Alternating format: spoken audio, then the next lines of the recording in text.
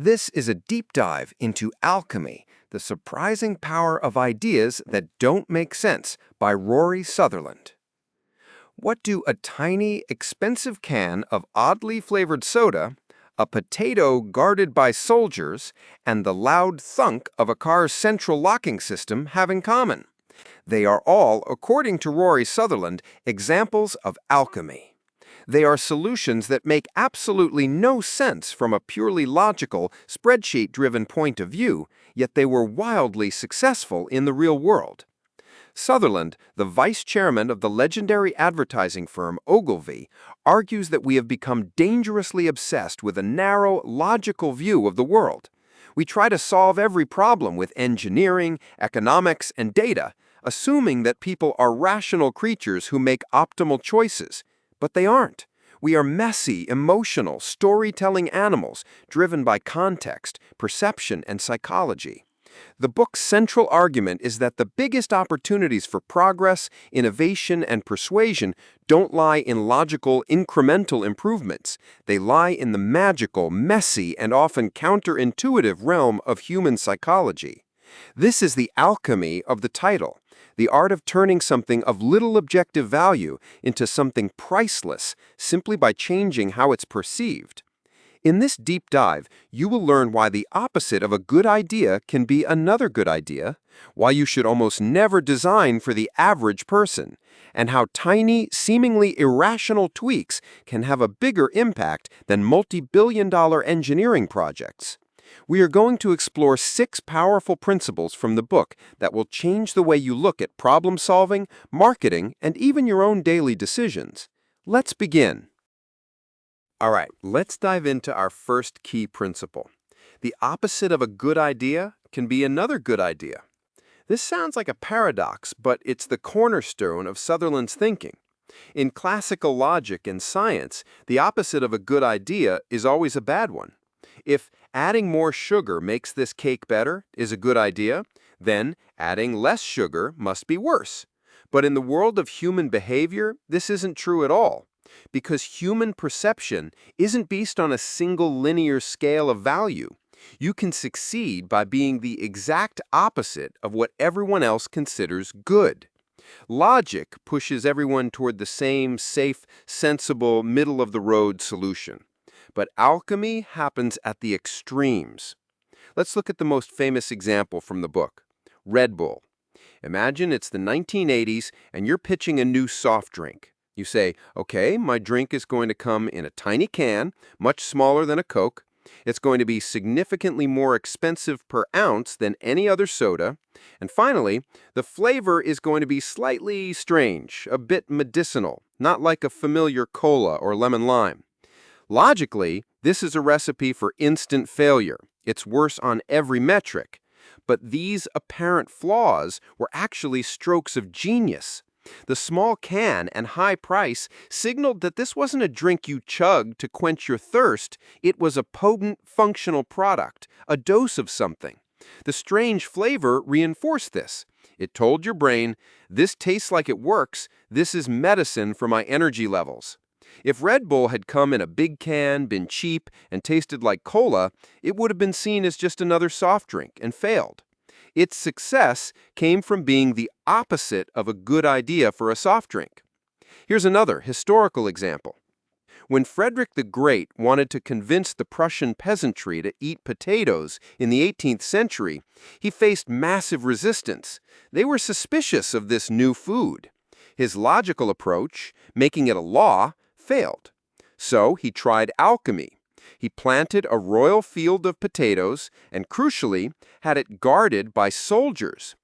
The trick was the guards were told to be rather lax.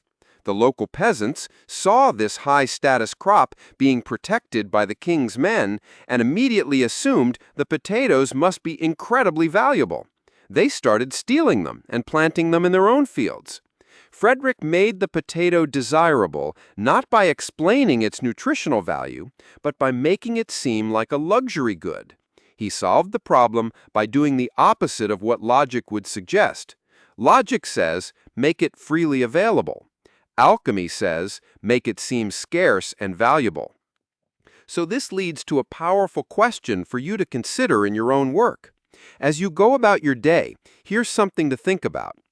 What is the most cherished piece of conventional wisdom in your industry or your job, and what would happen if you did the exact opposite? This brings us to our second big idea from the book. Don't design for the average. Logic and data love averages. We create the average customer, the average user journey, and the average employee. The problem, Sutherland argues, is that almost nobody is truly average. The average shoe size in the UK is 8, but designing a shoe that only fits a size 8 would be commercial suicide. More importantly, designing for the average person completely misses the crucial role that context plays in human behavior. The same person behaves in radically different ways depending on their mood, their environment, and what they're trying to achieve at that moment. Alchemical solutions often come from ignoring the average and instead focusing on the extremes of human emotion and context. Consider the loud, reassuring clunk sound that a high-end car door makes when it closes, or the audible beep-beep of a remote central locking system. From a purely logical engineering perspective, these sounds are unnecessary. The door is closed, the car is locked. Why add the noise? The answer is that the sound isn't for the average situation, it's for the anxious situation. It's for the person who is now 50 yards away in the rain carrying groceries who has a sudden pang of panic. Did I lock the car? That audible feedback provides instant psychological relief.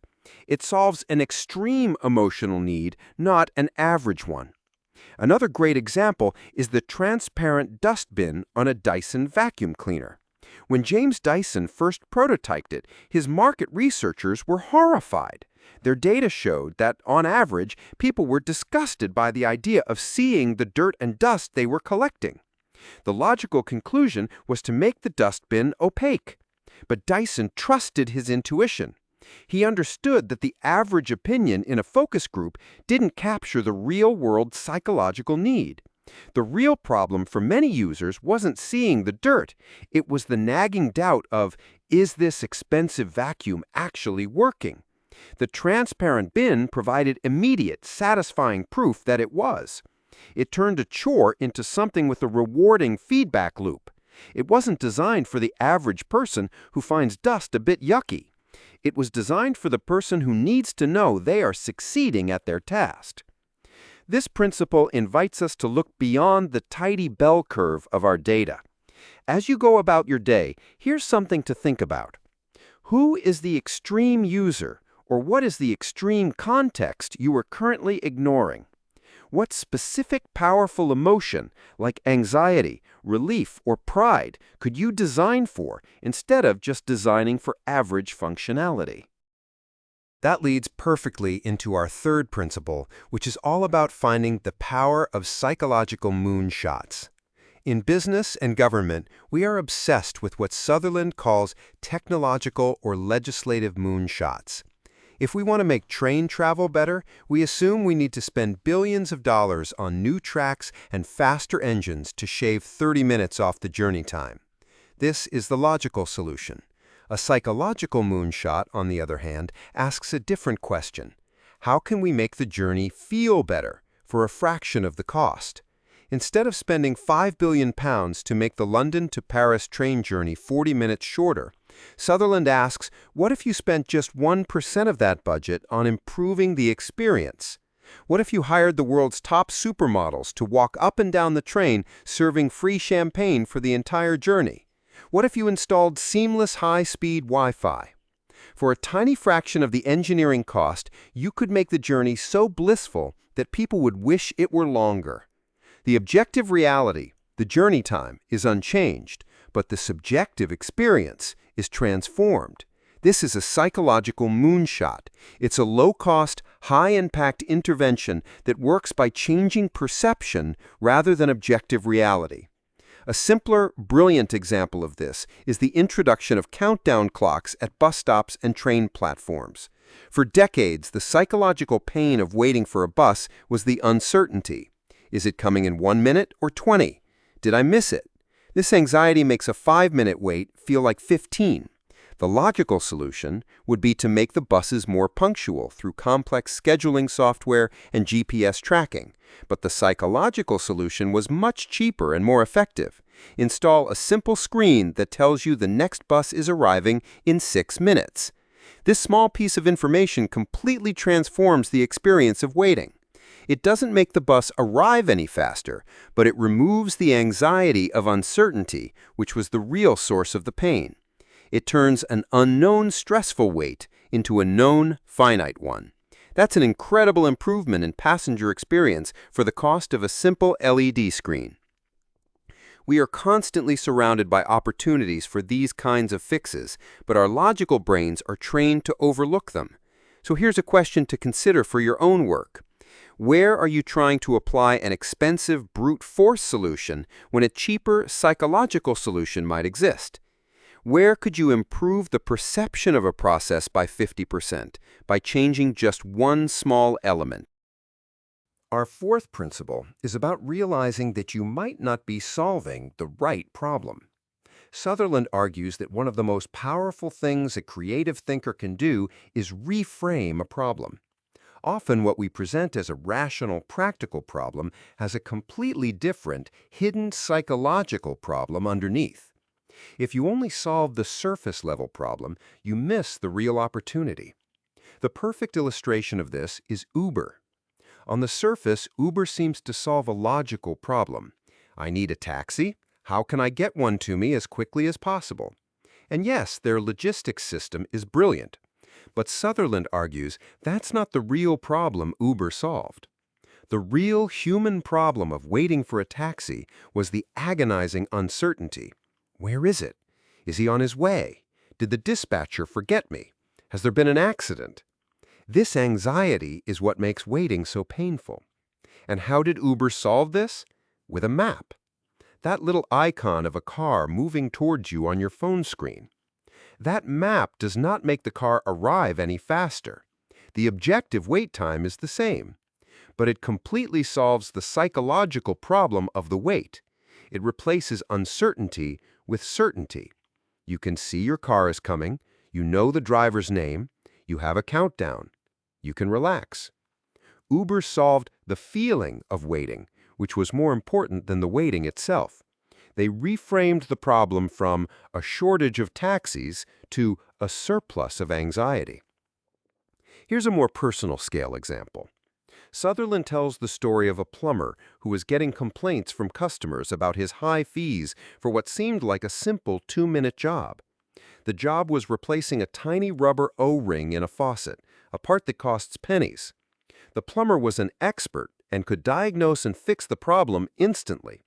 Logically, this efficiency should be a good thing. But customers felt cheated. So what did the plumber do? He started carrying a huge, complex-looking toolkit full of hundreds of different O-rings. When he got to a job, he would open the kit, peer at it intently, and spend a few minutes carefully selecting the perfect O-ring, even though he already knew which one it was. His bill was the same, but the complaint stopped. Why? Because he reframed the problem. The customer's problem wasn't just a leaky faucet. It was the fear of being ripped off and the need to feel they were paying for expertise, not just a cheap part. The performance of finding the right O-ring solved that hidden psychological need. This principle requires us to become detectives of human emotion, to look past the obvious. As you go about your day, here's a challenge for you. Think about a problem you're currently trying to solve at work or at home. What is the unspoken emotional problem that lies beneath the practical one? Are you solving for efficiency when you should be solving for anxiety? This leads us to our fifth principle. Signaling is a form of magic. In a purely logical world, we would evaluate everything based on its objective function. We'd buy the car with the best fuel economy, choose the partner with the most compatible genetics, and accept the job with the highest salary. But we don't. We live in a social world where a huge amount of our decision-making is driven by what our choices signal to others. Signaling is the way we demonstrate our fitness, our commitment, our wealth, or our trustworthiness. And for a signal to be effective, Sutherland explains, it often has to be costly and seemingly irrational. Think about a peacock's tail. It's a massive, cumbersome, energy-intensive burden. It makes the peacock slower and more vulnerable to predators. From a purely practical, survival-of-the-fittest viewpoint, it's a terrible idea. But its very costliness is what makes it an effective signal to peahens. It says, "Look at me. I am so healthy and strong that I can afford to carry around this ridiculous, beautiful handicap. You should definitely mate with me." The wastefulness is the message. Humans do this all the time. Consider the cost of a diamond engagement ring or a lavish wedding. It is objectively economically insane to spend 3 months' salary on a shiny rock or $50,000 on a one-day party. But the immense cost is precisely the point.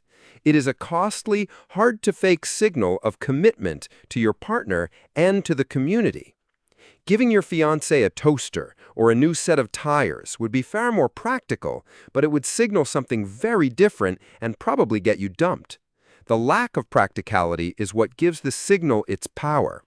A flower is another perfect example. It's an objectively useless gift. It's expensive for what it is, and it dies within a week. But that is why it's such a potent signal of affection. It is a purely non-instrumental gift. Its only purpose is to bring delight. The waste is what makes it romantic. Giving someone cash is more efficient, but it's a terrible signal of romance because it's too practical. The magic of signaling is that it allows us to communicate things like trust and commitment that are otherwise hard to prove. When a company invests millions in a beautiful, high production value television ad, they aren't just telling you about their product. They are signaling that they are so confident in their future success that they can afford to spend that money. The ad itself is a signal of their commitment to the brand. We are signaling constantly, whether we realize it or not, so this invites a moment of reflection. What are your actions, your purchases, or your business practices signaling to the world? Is the message they are sending about your values, your intentions, and your commitment the one you want to send? This brings us to our final principle, satisficing over maximizing. This is a concept borrowed from the economist Herbert Simon, and it's a powerful antidote to our modern obsession with optimization. Maximizing means trying to find the single, objectively best possible option. It means reading every review, comparing every feature, and analyzing every data point to ensure you make the perfect choice. Satisficing, on the other hand, means choosing the first option you find that is good enough. It means finding a solution that crosses a certain threshold of acceptability and then stopping your search. Sutherland argues that in most real-world situations, humans are satisficers, not maximizers. Why? Because maximizing is exhausting. It takes huge amounts of time and mental energy. More importantly, maximizing carries a huge risk of regret. If you spend 20 hours researching the best television and it has a dead pixel, you will be devastated. If you just bought a pretty good one that your friend recommended, you'll just take it back and get another one. The real goal for most people is not to find the perfect solution, but to avoid a disastrous one. We prefer to minimize our chances of a bad outcome over maximizing our chances of a perfect one.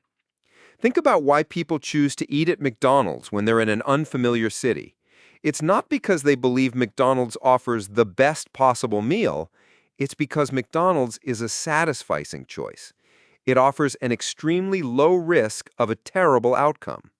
The burger will taste exactly as you expect, the price is known, and the bathroom will be reasonably clean. You won't get food poisoning, and you won't get ripped off. You are minimizing the potential for disaster. Another great example is the dominance of Microsoft Office in the corporate world. Are there other word processors or spreadsheet programs that might be objectively better on certain features? Absolutely. But choosing Microsoft Office is the ultimate satisficing decision for a business.